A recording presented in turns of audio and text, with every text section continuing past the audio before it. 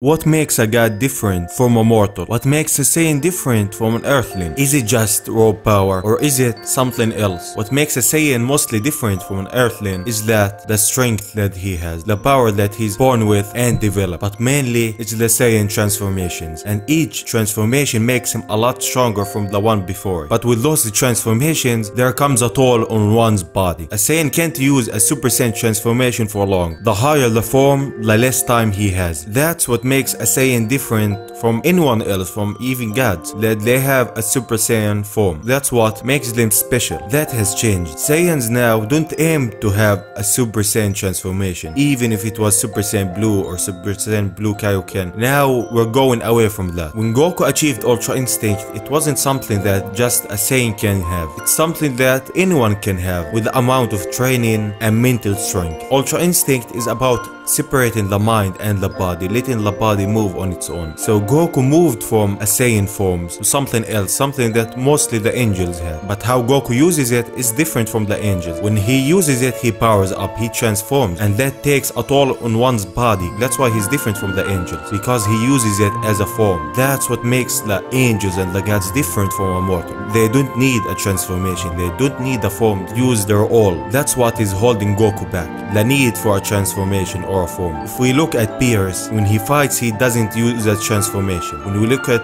Whis, it's the same thing. When we look at any god, it's the same thing. Even Whis once mentioned it, that Goku and Vegeta need to know how to use all their power without the need of a form or a power up. That way they will reach the power of the gods. That way they will aim higher than they ever could. But that's not happening until Goku learns how to use Ultra Instinct in his best form, learns how to use it without the need of a transformation. That's the perfect Goku, the Goku that doesn't need a form, the Goku that doesn't need a transformation, the Goku that can use all his power in his best form. I know that's not the way that anyone wanted it to be. Everyone wants a new form, everyone wants a new transformation, but the way it is now, all the higher beings don't need a form. And if Goku wants to be someday on their level, he needs to learn how to use all his power in his best form without a transformation. That's the perfect Goku in Dragon Ball. One that doesn't have a transformation, one that uses all his power in his best form, one that looks at the gods and sees that they're different. They have the ability to use the power of the gods without the toll on their body, the power that won't make their body unstable and won't drain their stamina like Goku always had with the Saiyan form. That's what Goku needs to aim to. That's what makes the gods different. They won't trade using power over stamina. They have a balance. That's what makes them different from any mortal, from the Saiyans, and that's what Goku needs to become the perfect Goku, the ability to use all his power in his best form without